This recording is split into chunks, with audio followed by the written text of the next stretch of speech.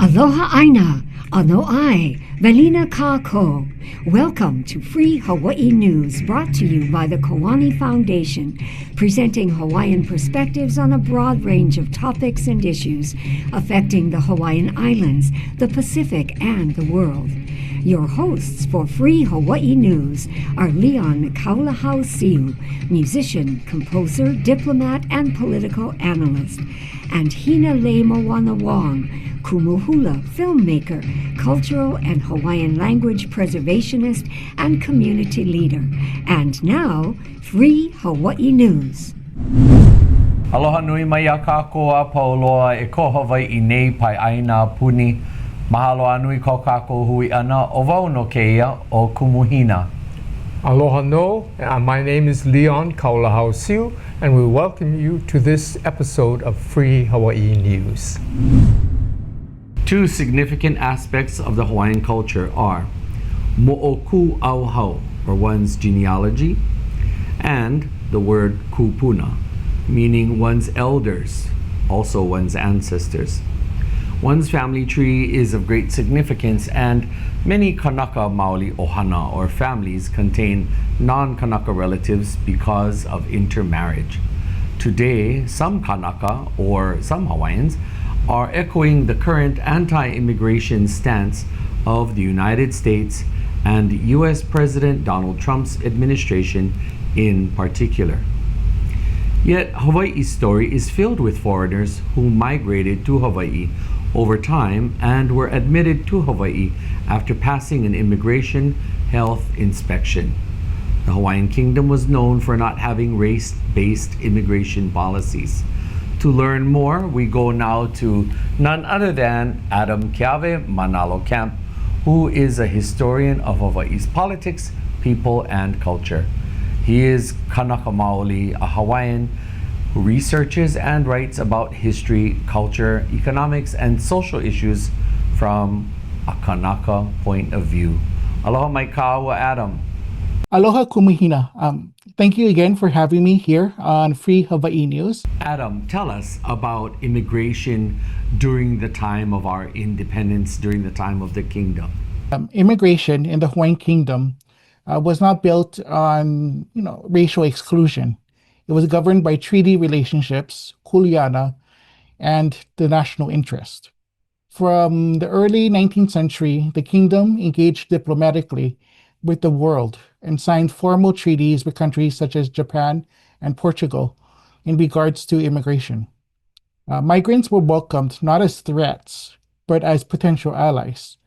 Hawaii's very own King David Kalakaua actually welcomed migrant laborers to Hawaii from such places as Japan, China, and Kiribati, didn't he?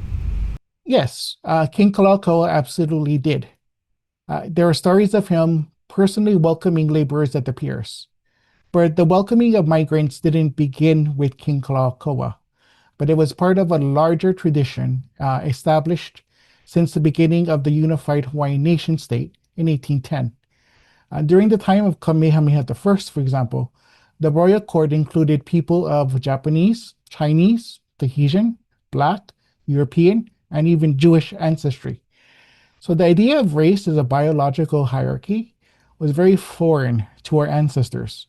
They valued genealogies, pilina, relationships, and aina, land. Many of our Kanaka alive today have ancestors whom were migrant laborers, yes? Yes. So this is something that we must acknowledge with honesty and clarity. Many Kanaka Maoli today have grandparents or great-grandparents who were Japanese, Filipino, Chinese, Puerto Rican, or Portuguese migrant workers. Some were contracted plantation workers that were recruited through the Masters and Servants Act. Others arrived under different circumstances and intermarried with our ancestors, with other Kanaka Maoli. These unions were not just personal, they were also political. By the 1800s, foreign epidemics had decimated our population. There was a population collapse, not a decline, a collapse of 85 to 90%. So intermarriage was often necessary to preserve family lines. Today, we hear the U.S. saying that migrants have to enter the U.S. the right way. Does that apply to Hawaii? Does that even make sense? Should that apply to Hawaii? No, it shouldn't. That phrase itself is a lie. It's a weapon of American exceptionalism. Hawaii, as an independent nation, should have its own immigration system.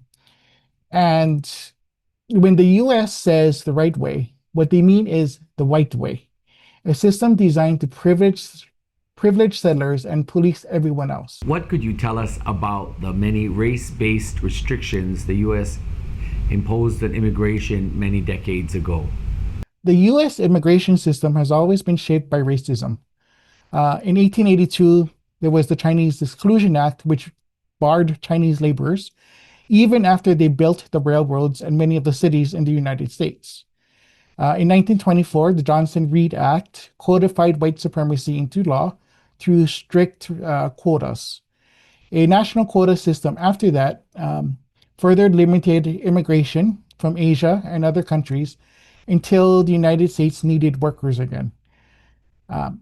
The first race-based laws targeting Black and Native Americans in the United States started actually in the 13 colonies in the 1630s. So race is foundational in the United States. How did our kupuna navigate all of these shifting seas of immigrants to Hawaii? Our kupuna navigated with clarity and intention. They weren't passive in the face of immigration. They led with values. They understood that our survival as a lahui meant entering into strategic relationships with individuals, nations, and with laborers. Our ali'i had long-term vision. They signed treaties, built networks, and protected Hawaiian sovereignty through diplomacy. They understood that shared struggle did not mean loss of identity. They created systems of inclusion that honored Kanaka Maoli leadership while recognizing that many who came here contributed to the survival of our lahui. That balance between protection and openness has been lost under the current American occupation. So given all that's been shared so far, what then really is the right way? The right way is a phrase that reflects who holds the power in the United States, right? And in the American context, it meant preserving whiteness. In Hawaii, the right way has always meant honoring relationships to the community, to the land, and to making contributions to the lahui. What would you say our family lines in Hawaii, which include so many immigrants from various parts of the world, really say about us? What they tell is a story of resilience, not dilution. Resilience. Our genealogies reflects genealogies of survival. Many of us have migrant workers in our bloodlines. Filipino, Japanese, Chinese, Portuguese, Micronesian, Black, Puerto Rican, and more. That does not make us any less Kanaka Maoli. It reflects how our families endured land dispossession, disease, and colonial violence. Our genealogies hold deep complexities. They hold ike from all over the world. They hold connection. They carry both pain and strength. Hawaii in the 19th century was a proud member of the family of nations. But even now, we carry the family of nations in our genealogies and in our bloodlines. Our responsibility is not to erase those histories, but to carry them with dignity and remember that being Kanaka Maoli has never been about blood purity. It has never been about blood quantums. It has always been about knowing where you come from, who you serve, and what you protect. As long as if you have Kanaka Maoli ancestry, or just one ancestor, you are Kanaka Maoli, and you are Kanaka Maoli enough. No laila Adam, mahalo anui yaoe. Mahalo no kao mauhana nui, kao mauhana maikai. Mahalo no ki kaʻanaʻana mai I kou mau manaʻo I ke iahiahi nei. Mahalo. We come at this time bringing to you both Leon and my thoughts about the Pacific Way. And today, Leon, I thought that we might talk about Hawaii and our ability as Kanaka to connect with our ohana in the Pacific. And what I find curiously interesting, sometimes dynamic, is I reflect on moments in time and spaces that are often filled with different Hawaiians from different areas. And some of our Kanaka really do embrace our connectivity, and some it seems like so removed.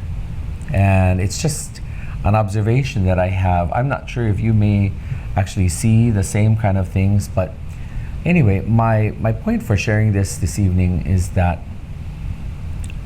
through this show and through our discussions, I'd like to encourage our families and friends out there to remember, we as Kanaka, we are people of the Pacific, and our genealogies that make us Kanaka connect us to the rest of the islands that include Tahiti, Nukuhiva, Rarotonga, Samoa, Tonga, Tuvalu, Tokelau, Rapa Nui, Fiji, Aotearoa. Rapa Nui. Yes, we have names in our genealogy that clearly span the Pacific. And although it is spoken of that Hawaii has the closest ties to, some will say Tahiti, some will say Nukuhiva, some will say Aotearoa, but in actuality, we have closer ties than people think with all of the islands. You just have to know how to go look for it. And the secret is found within our language. And another interesting thing I noted that recently there was a publication on social media that was taken from another article about Rapa Nui and the stone structures there on Rapa Nui that would indicate a different level of connectivity back and forth. And I think to myself, well, that is based on how outsiders look at who we are as a people.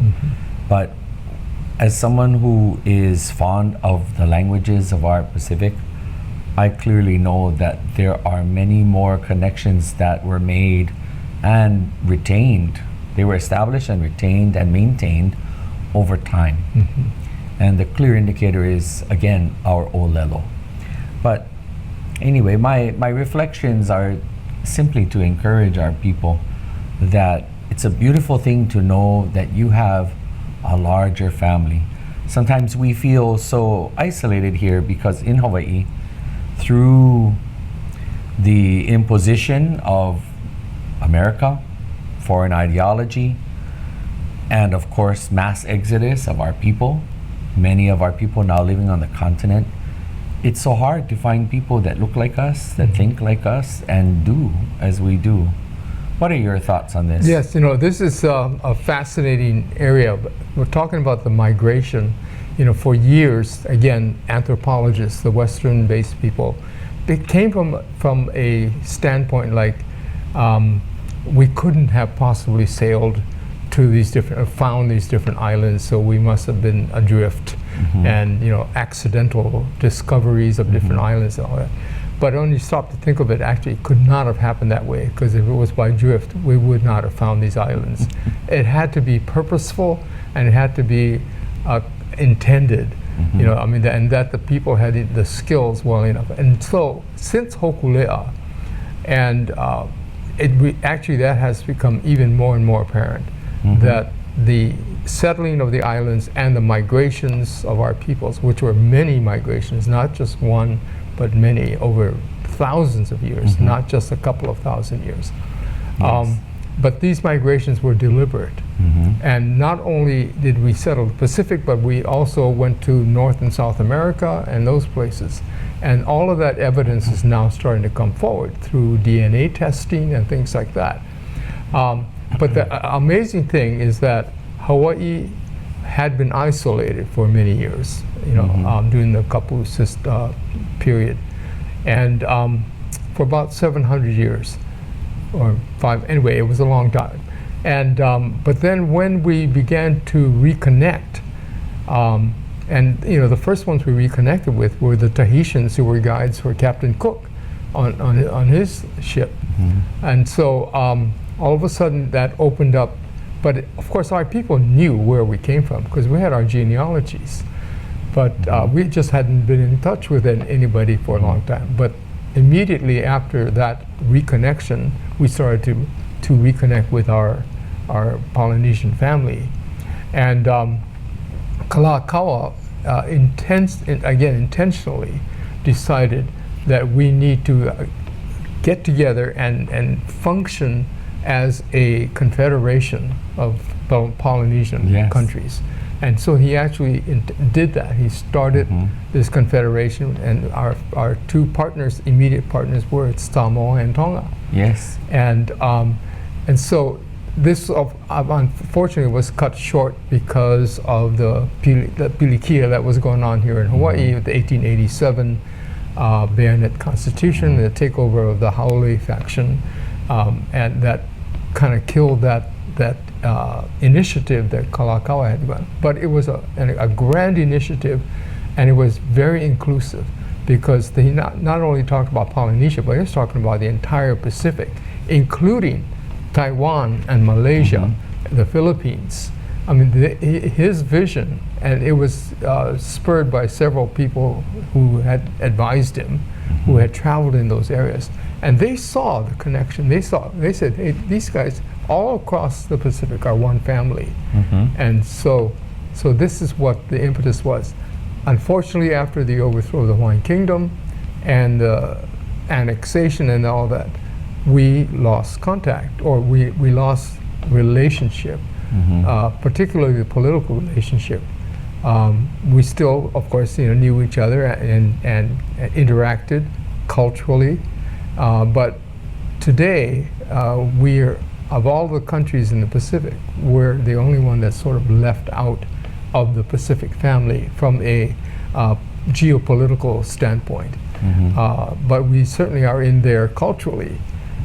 So we're trying to solve that situation. I've been talking quite a bit with the Pacific Islands Forum, which is an intergovernmental organization of Pacific Island nations, and saying, don't you miss us? And then they say, yes, we really do. They really want Hawaii to be part of the forum because they're dealing with these huge issues. The ocean, the care of the ocean, climate change, and these types of things. And the Pacific is really the voice that is setting the tone for these international discussions. And Hawaii has been sorely absent from that. So we want to rejoin that. You're watching Free Hawaii News, giving you the Kanaka perspective on issues in Hawaii.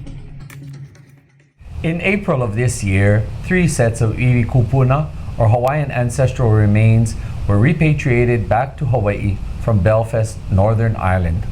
These were remains which had been taken from burial caves on Hawaii Island in the 19th century and ended up in Belfast. The National Museum of Northern Ireland returned the remains in a private ceremony in Belfast following dialogue with members of Hui Iwi Kuamo'o and the Office of Hawaiian Affairs. The return of iwi kupuna is about restoring dignity, healing generational trauma, as well as reaffirming the living spirit of our Kanaka ancestors. One of those who traveled to Northern Ireland to bring the iwi kupuna back home was none other than Mana Kalelani Kateres. Mana is a longtime singer, songwriter, and freedom fighter of Hawaii. He has been a caretaker and protector at Papahano Mokuakea, as well as a former member of the Oahu Island Burial Council. Today we are honored to have him with us in the studio. Aloha mai kaua e mana. Aloha. Ai mahalo ya oe ke kipa ana mai. No ka ole. Mahalo. Please, I must add, it's wonderful to be sitting next to you. I miss the days of us sitting together on the Oahu Island Borough Council. So mahalo to you for continuing in all of the good work that you do Mahalo. with Iwi Kupuna. It is no small undertaking. Aye, absolutely. Tell us about the Iwi that you brought home from Northern Ireland. Well, we know that you're able to share some, Yes, aye. and I will say that on your behalf, because we share understanding in this realm. Aye. So with what you are able to say, tell us about traveling to the National Museum of Northern Ireland in Belfast. What was that like? What did it require of you? So, what's an interesting part of this larger mo'olelo is that a few years ago, Hui Iwi Kuomo'o and the Office of Hawaiian Affairs, we teamed up for a repatriation trip, and that was my first time to Ulster Museum in Belfast. Before we left on our trip, we were notified that although they had documentation that there was 5 Iwi Kupuna there, that they could only locate three of them. So when we got there, they gave us their sincere regrets that they were unable to find them. We asked our kaula, a person that is able to reach out to the other side, and ask if those kupuna were still there at that particular museum, or the fear is sometimes they're just kind of moved from institution to institution with no proper documentation. And our kaula said, no, they're still here, and they're in plain sight. They just somebody gotta look for them properly. So we had made a vow to the kupuna that we left behind that we would be back to pick them up. And it took over a year or so, but the Ulster Museum reached out with the great news. They said, we were right. our kupuna were still there waiting for us to come back. What does it feel like when you are able to carry forth and keep the assurances that you've made to the kupuna? What does that feel like when you are able to fulfill that which you have spoken? I think the easiest way to explain it is just like making a promise, or like keeping your word to your own grandparent. Yeah, like fulfilling your own duty to your ohana.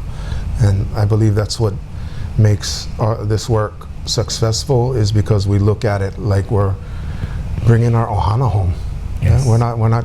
We don't look at it like we're bringing some abstract artifact or anything, but we're trying to restore our family. How did our kupuna, our Iwi kupuna, find themselves to places like Ireland and Japan and wherever else they may have been, and wherever they may be still? Yeah. How did they get there? What first took them away from our shores, especially since they were put to rest in burial caves? Yeah. When our people put our elders to rest, they mean them to stay at rest. Yeah. How did they get there? The most simplest answer is human trafficking. Just like how colonization went across the world to force their way of life on places, they also stole living people, living human beings, and took them around the world for enslaved labor. And it's basically the same thing with Iwi Kupuna. They were stolen, they were taken not for physical labor, but for research and scientific exploitation. So to me, it's the same thing. It's human trafficking, just on a deeper level. They stole the living, they stole our ancestors, the dead too. Would you say that colonization had something to do in the removal of our ancestors from their final resting places? Absolutely. With colonization, there comes this automatic shift of the people who are above and the less than. And after colonization here in Hawaii, the people of Hawaii, the Kanaka, were seen as less than. So our grave sites, our traditional graveyards, if you will, became just places where they could collect souvenirs if they wanted to. And there was, people were making money off of it. We read journals of ship captains and collectors, how they would go sail to island and just offer so much money for they were body a parts. bounty. Yes, yep, yeah. For me, Hawaii is Hawaii because our ancestors fed the Aina that now feed us. So every iwi and every kupuna that's removed from this island and taken elsewhere, that's the eye of our great-grandchildren. So stealing from the past has heavy implications and negative generational trauma, and it's not just the spiritual trauma, it's the actual physical trauma. That's the mana that's supposed to be given back to the Aina, because it's Papa and Haumea that give back to us when we're born. And by stealing our iwi kupuna, they've broken that cycle. What entities out there would you say that there's many entities, many museums and other repositories out there globally that still have many of our iwi kupuna? Yes. So, as I mentioned earlier, Hale Aloha Ayau through Hui Mālama Ina Kupuno Hawaii Nei, and now through Hui Iwi Ko Mo'o. I think this trip right here may have been our 166 repatriation trip.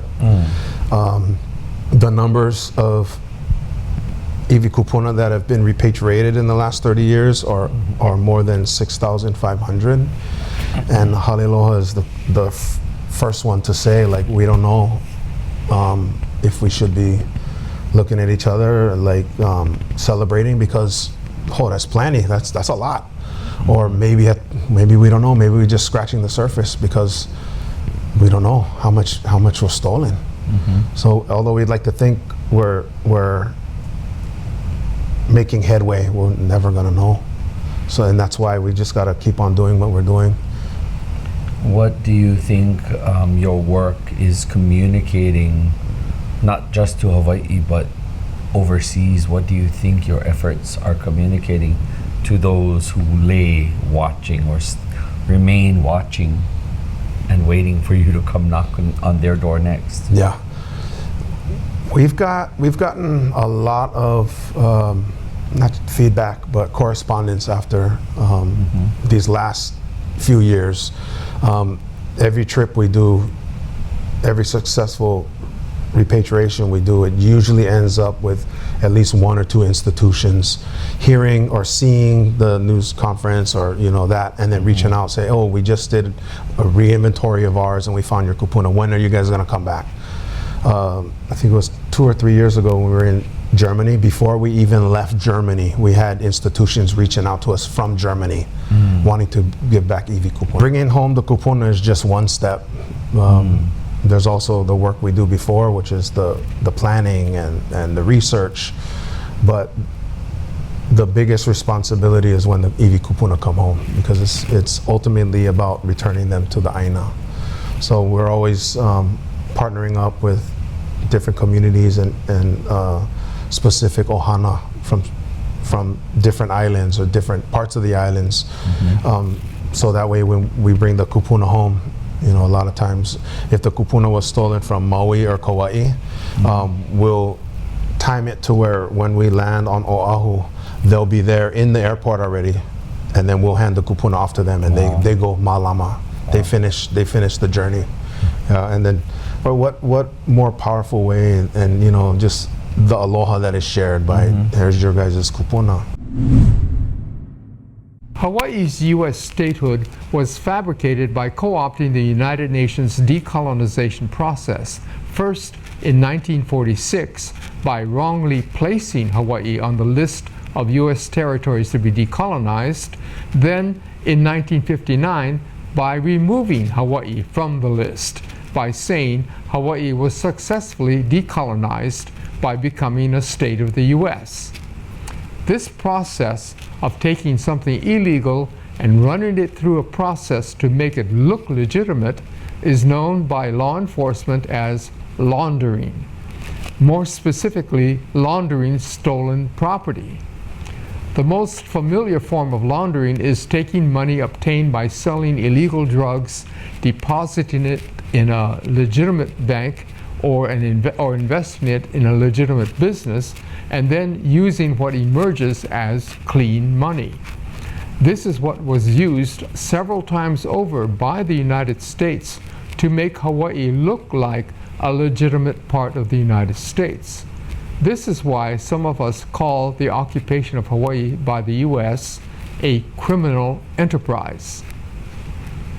This laundering scam is repeatedly used to keep Hawaii captive, but there were three pivotal times when this laundering process was used in the taking of Hawaii. One, the 1893 deposing of Queen Liliuokalani and supplanting of the government of the Hawaiian Kingdom. Number two, the 1898 fake annexation of the Hawaiian Islands. And number three, the 1959 fake granting of statehood. In the first instance, the U.S. used ignorance, racism, complacency, and conspiracy to suppress any international objection to its blatant act of piracy of a sovereign people and nation.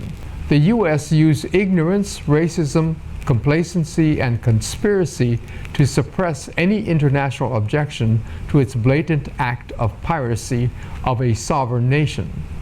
People in America were duped by fake news, and the leaders of other powerful European countries were themselves colonizing the nations in Oceania and around the world. So it was hard for them to call foul on the U.S. when they were also involved in the same kind of wrongful taking. The second instance, the fake annexation, where no one outside of Hawaii objected, was for the same reasons. Either no one cared or didn't see it as any different from what other major powers were doing. The third instance, statehood, was a complete snow job by the U.S. In 1946, the United Nations had been formed and adopted decolonization as a high priority goal along with world peace. In fact, they saw the two lofty goals, world peace and self-determination, as being intrinsically linked. You can't have one without the other. So, the U.S. pretended to conduct a decolonization procedure for Hawaii, but manipulated it to produce complete absorption of Hawaii into the United States. All of this can be conclusively proven, but it has been difficult to get our objections and our assertions heard by either the courts or by any political body such as the UN. The laundering of the theft of Hawaii has been immersed in the inertia of the status quo. Nobody wants things to change. However, recent stories about the difficulty the U.S. military is having in trying to renew leases of land used for U.S. military training and combat troops is making this more than a local issue over a lease. In fact, the hang-ups in the leasing negotiations is about to completely expose the fraud of the United States and the state of Hawaii's claim to the lands of the Hawaiian Islands. It shows how far we've come in seeing ourselves as a nation that is defined by the laws originating from the Hawaiian Kingdom, not the laws imposed by the United States. The controversy shows how the state of Hawaii, the occupier's puppet government, sides with the Hawaiian people in rejecting the U.S. military's final EIS statement, a crucial component of renewing the lease for 132,000 acres of land designated as the Pohakuloa training area. This is another watershed case like Kaho'olawe, Mauna Kea, Makua Valley, Kapukaki, and so forth, in which the state of Hawaii's position has turned in favor of Hawaiian nationals' position. And we haven't yet brought into play, but soon will, the big question: who really owns the lands of Hawaii? certainly not the usurper, the United States, or its puppet government, the state of Hawaii. We can prove, using their own admissions, that they never acquired the lands of the Hawaiian kingdom. And if you asked straight on, neither the United States nor the state of Hawaii can actually show evidence of how they acquired any of the lands or territorial seas in the Hawaiian Islands. When the subject of the occupation of Hawaii by the United States comes up, people often ask if plans are in place to effect a smooth transition. People want to know if Hawaii is ready to be once again under its own power and what plans are in place to do that. They want to know how such a transfer of power would occur, and they also want to know what they can do or what would they be called upon to do when this transition happens. To discuss this and the ramifications of the Hawaiian Islands coming under new management, we have with us Poka Lainui. Poka Lainui is an attorney and a long-time advocate for the return of Hawaii as an independent nation. He is the president of the Institute for the Advancement of Hawaiian Affairs, and in the past he has been the organizer and chairman of the Pacific Asia Council of Indigenous Peoples, a vice president and spokesperson for the World Council of Indigenous Peoples before the United Nations, and the convener and chairman of the Hawaii National Transitional Authority, among other accomplishments. Aloha and welcome, Poka. Aloha, Leon. Are there experts already in place in Hawaii who are capable of taking the reins? The experts in Hawaii have developed over a period of time, and they have not taken over the reins yet, but they have expressed themselves in what the changes are, which should take over Hawaii. There's one category of so-called experts, and they are in the area of economics. What will be the economic basis for Hawaii as we transition over into an independent nation? And I would suggest that there are certain territories or areas of economics in which we have people who have expressed themselves, but we have not come to any final conclusion. There are many other areas where we have not come to any final conclusion.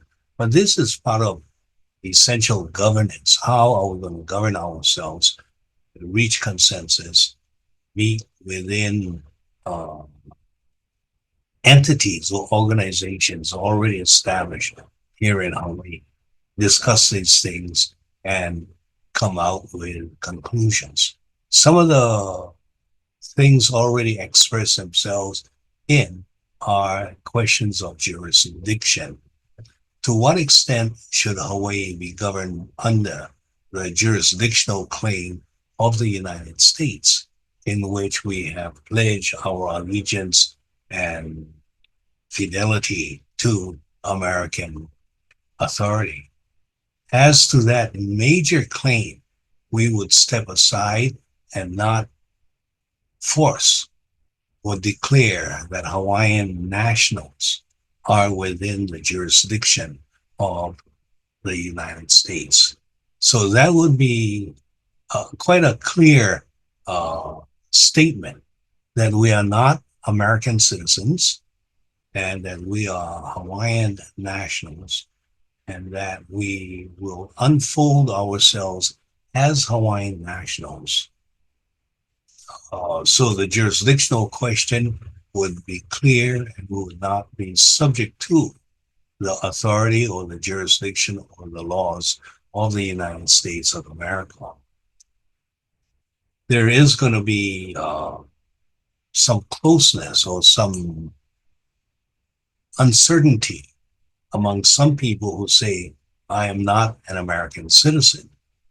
Other people will say, I am willing to abide by some of the laws of the United States, but my allegiance is not to the United States. So there's going to be some clear calls, so some clear questions. But in general, what we are saying is that the citizens of Hawaii are Hawaiian citizens. They are not both Hawaiian as well as American citizens. As to their being or not being American citizens, the answer is quite clearly that we are not American citizens. But what are our obligations to the United States of America? We are also saying that as Hawaiian citizens, we essentially have no obligation to the United States of America. We owe the United States no taxes. We should not be stuck in a position of having to finance our colonization by paying to the United States taxes. And from there on, we move forward. What is decoupling, and how does the concept play a role in all of this? Decoupling is a concept that should we continue to be dragged along by the great United States, the USS ships. Imagine the Hokulea being caught in the tide in the open ocean, and yet we are forced to couple with the United States, a large ship, and towed across the seas, following different waters, different currents, and the rest. The idea of decoupling is that our ship, let's call it a Hokulea, should not be forced to take the course of the United States or any other ship, but we should have our right to take our own course.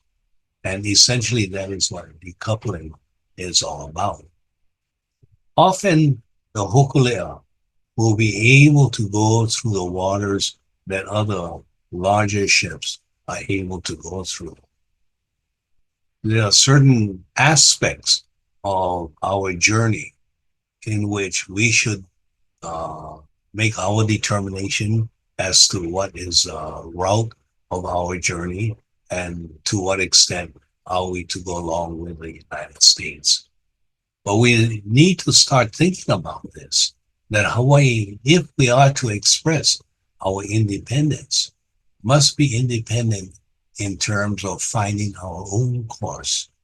And so I believe that the term decoupling would suggest what Hawaii can become. What part will the people of Hawaii play in all of this? The question is, who are the people of Hawaii?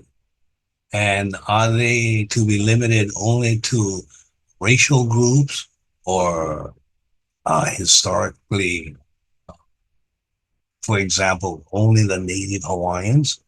Or are they to be inclusive of the people that we commonly think of as making up Hawaii? I would side on the side of inclusiveness rather than exclusiveness in terms of who makes up the people of Hawaii. And I believe that they constitute essentially all of the people who have been regarded as people of Hawaii, have regarded themselves as Hawaiian people. It's not a matter of blood. It's not a matter of race. It's a matter of community, of people who have seen themselves as Hawaiians, as people of Hawaii, irrespective of their race. How soon could such a transition occur? The transition occurs from inside of us, internally. It has begun, and many different people have different time frames in terms of how quickly can we move into this transition. It's really a difficult question to answer because many of us who have acted on our Hawaiian nationality have essentially said I am moving in that direction. Whether or not the rest of the world, the rest of the Hawaii society recognizes this transition, I must make the move. I must assume my Hawaiian nationality.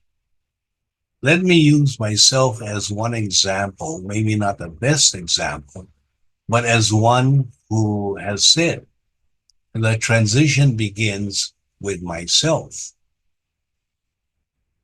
I have acted as a Hawaiian national in my own way, and for the last 40 years plus, have refused to abide by the American laws and acted in my own independent stature. I refuse to file or pay income taxes to the United States of America under the general sense that I have no obligation to have to finance my own nationality. Other people have said, well, I cannot move as quickly as you, and I must be careful about not being sent into jail or things like that. And I respect those people who have that position, but it's simply not my position. Over a period of time, I believe that all of our positions will unite. But in the meantime, we have some common agreements that we follow. And I believe that one of the most common agreement is the term pono. We all must live in our own definition of pono. Our Hawaiian nation already uses the sense of umau keia o kaina ikapono, continuing its expression of sovereignty. It has to be in pono. And so whether you are a citizen of the Hawaiian nation, from the idea of just growing up, carrying out your behavior in pono, or you believe that that is the general concept, theme of Hawaiians, that we all need to operate out of pono. It's the same concept, and we need to gather under this commonality of pono and live our lives in pono. Mahalo nui poka for joining us on Free Hawaii News. Next on Free Hawaii News, Kumu Hina's Mana'o. Today, I wanted to share with you the discussion of what some people refer to as Hānai. And in fact, even myself, I used to refer to myself as Hānai, but there's another word that is more appropriate. So let me back up and talk about this term Hānai. When we Hānai, it means, by definition, it means to care for, it means to feed, it means to nurture, it means to raise. It also means to adopt. And Hānai, in an official Hawaiian way, or Kanaka way, Hānai, a child given for Hānai is often done when the child is young, so that the relationships and the bonds that are formed, that they're supportive with being around the people that will be responsible for nurturing, grooming, and raising their child. So Hānai is most common and often at the younger ages, and there's an olelo no eau that says, nau ke keiki kukai akana'au. The child is yours, excreta and guts and everything in between. And what that says is that you take the child and all that comes with the child. It's quite opposite, if you would, sometimes when we see in programming coming from overseas, and they are all over the place. And we're accustomed to people saying, he's not your child, or that's not my baby's daddy, and the talking about parentage. But that narrative is not only so foreign, but the attitudes that surround that narrative are so toxic to our people. We come from the Pacific, where giving a child is a great honor for those who give and a great honor for those who receive. And in many cases, the biological parents still retain a level of relationship with their child, but it's understood that the child is given, and although born from the loins of two parents here, they are loved and reared by two parents here, or however many parents of the village and the family. And so Hānai, to take care of, to feed, and to adopt. When we say adopt from a Kanaka in a Pacific sense, you take care of that child with all you've got. And the rightful way of looking at it is not about documentation. It's not about pala.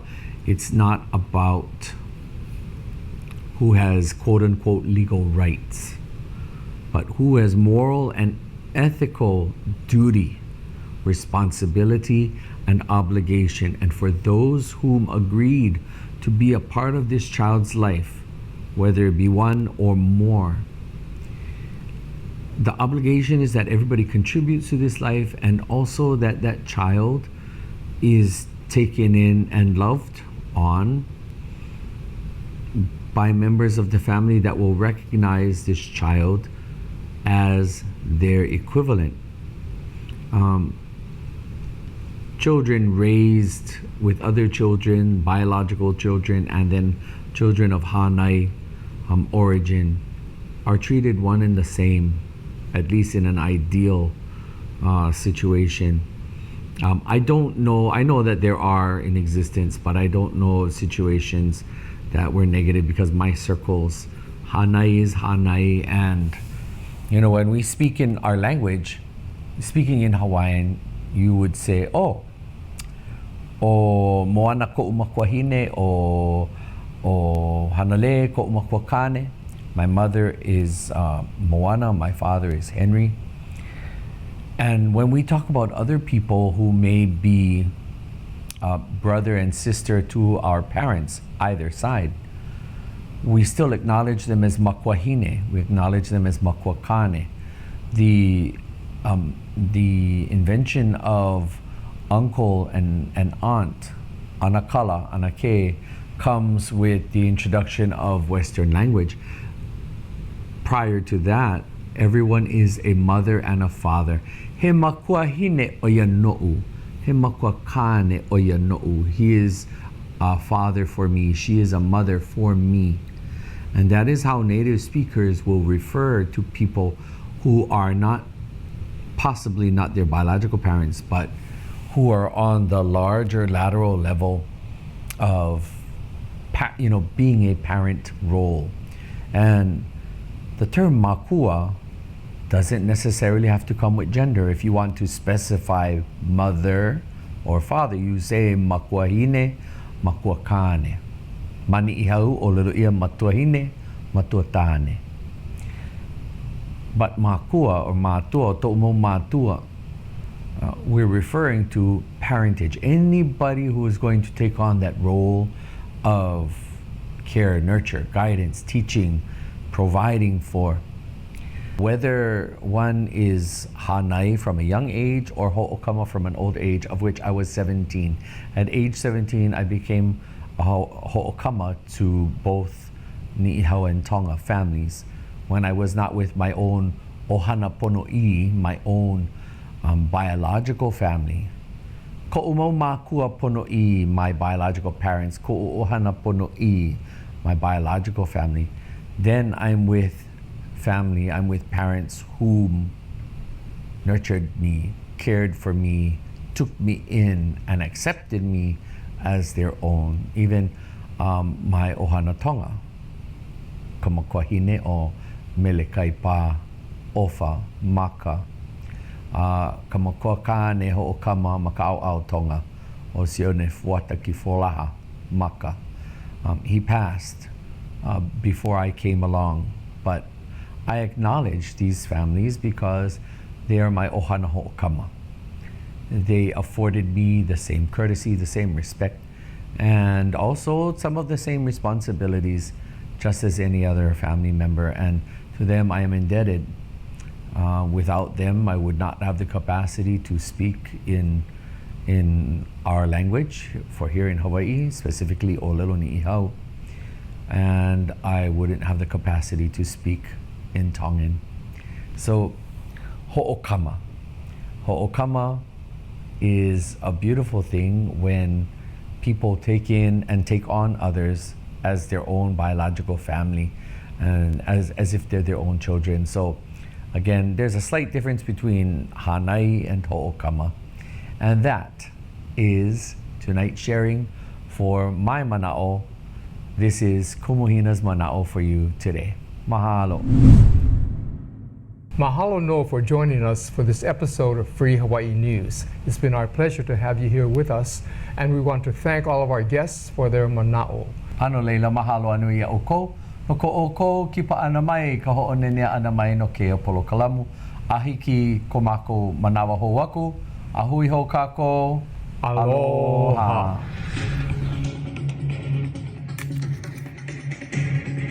We hope you enjoyed this month's episode of Free Hawaii News. Mahalo for watching. There's a new show every month, so this program will air several more times this month. You can view it anytime on Olelo's on-demand site or on YouTube. See you next time. Ahui ho, aloha aina.